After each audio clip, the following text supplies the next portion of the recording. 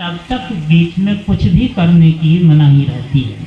इतनी मनाही कि यहाँ तक आकर कोई प्रणाम तक नहीं करे, प्रसाद भी नहीं चढ़ावे, इतनी मनाही।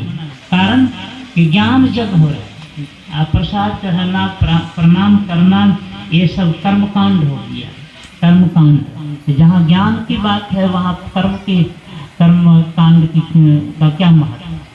हाँ, समय पर उसका भी महत्व है, वो भी होता है। तो जब तक सत्संग होता रहे तब तक आप गौर से सुनते रहिए। यही बहुत बड़ी बात है।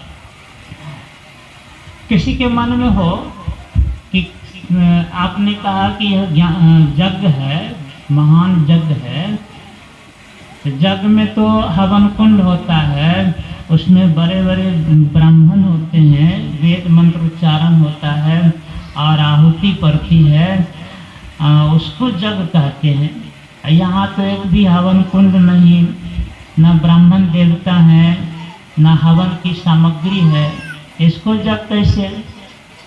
तो पहले ही कहा कि वो सब चीज कर्मकांड में है और यहाँ सिर्फ ज्ञान की बात है।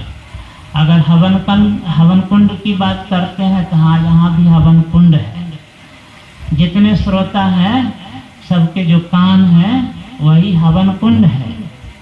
और ये जो बड़े बड़े महात्मा लोग आए हैं, बाबा बोलेंगे ये संतों की वाणी, ये बाबा यही ब्राह्मण है। असल में ब्राह्मण यही है, जो ब्राह्मणोचित कर्म करते हैं वो ब्राह्मण है। जो संयम सदाचार का पालन करते हैं, ईश्वर भजन करते हैं, असल में वही ब्राह्मण है।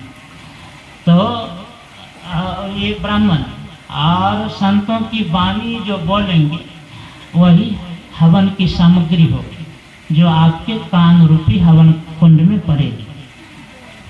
तो जैसे बाहर के जग में हवन की सामग्री देते हैं हवन कुंड में, उससे धुआं उठता है और धुआं वातावरण को शुद्ध करता है।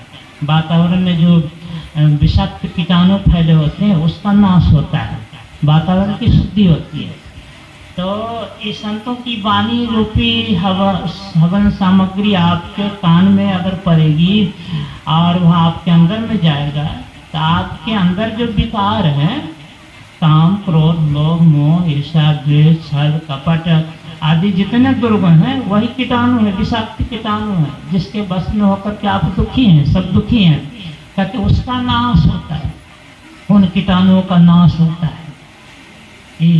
इस संतों की वाणी कान में पड़ने पर समझिए कितना लाभ की बात है।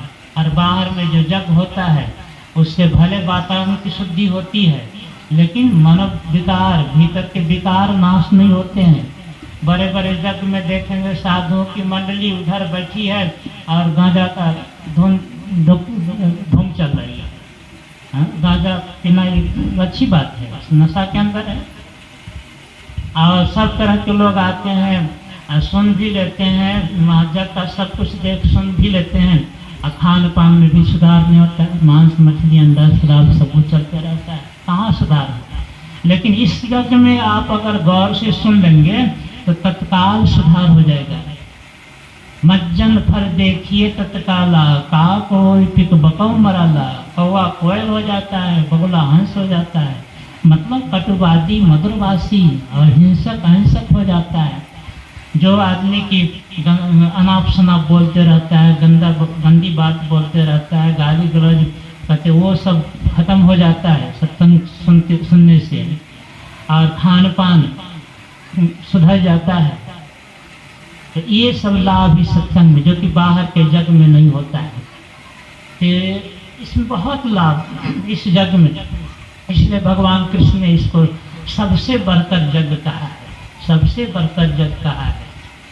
और भगवान शिव ने तो यहाँ तक कहा कि इस जग की बराबरी 16वें अंश की बराबरी दुनिया के तमाम तीर्थ स्थल का पुण्य नहीं कर सकता है।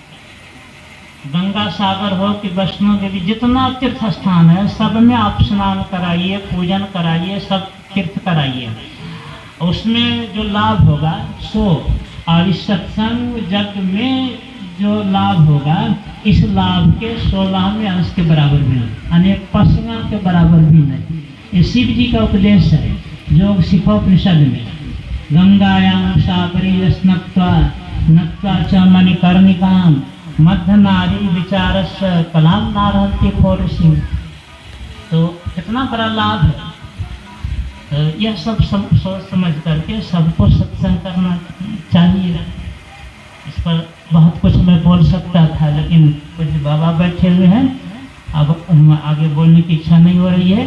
और इनके सामने मैं क्या बोलूँ, ये सिर्फ वक्ता ही नहीं है, ये तो अच्छे साधक भी हैं। जिनके सत्संग में आप देखे थे साधकों के लिए कितना महीन बात बोले। भगवान शिव ने कहा है कि सत्संग में जो सुषुम्ना पर विचार होता है उस सुषुम्ना के विचार के 16वें अंश के बराबर बाहर के तीर्थों का फल नहीं होता है। गंगायाम सागरे स्नत्वा नत्वा च मणिकर्णिकाम मध्य नारी विचारस्य कलाम नारहति फोरसी। दिन के सत्संग में बाबा ने सुषुम्ना पर कितना विचार दिया, और जब उनका प्रवचन होता है तो बस साधन भजन पर ही घूम फिर करके आएंगे। तो साधन भजन पर ही, जो कि असली बात है, संत मत की असली बात है, वो तो उद्घाटन होना ही चाहिए। तो उन बातों को सुनिए और समझ करके अगर जीवन उतारिए तो कितना आपका मनुष्य जीवन सफल हो जाए। यही थोड़ा सा निवेदन किया। श्री सद्गुरु महाराज की जय।